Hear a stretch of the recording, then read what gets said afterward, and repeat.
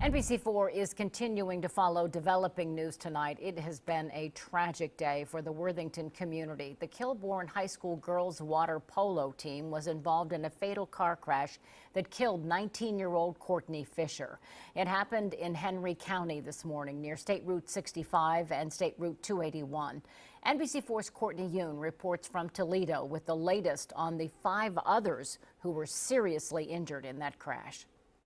A heartbreaking story tonight. 4 Worthington High School athletes and a family member airlifted to area Toledo hospitals after a deadly car accident killed a former captain of their team. She was the most amazing person ever. She was brilliant.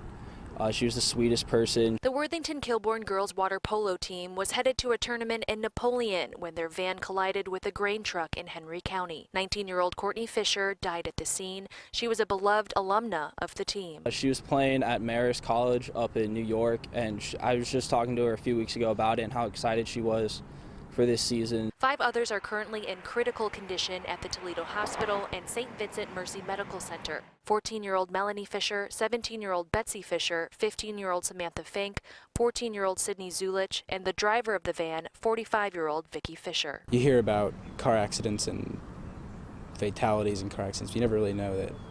It doesn't feel real until it happens to someone you know.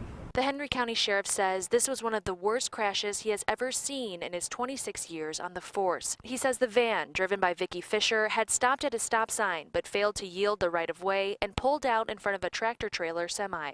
The driver of the semi was not injured. I got a phone call about it, and I stopped in my tracks. Like it really does take your breath away. Today, the news spread around the Worthington community during sports practice for other teams. We took a minute to practice at the beginning to take a moment of silence to pray for all the families. Students painted a rock in front of the high school with the words "Girls Water Polo" and the hashtag Worthington Strong.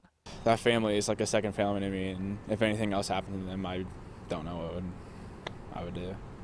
Counselors will be available tomorrow at 10 o'clock in the morning at Worthington Kilbourne High School for grieving students and their families. In Toledo, Courtney Yoon, NBC4.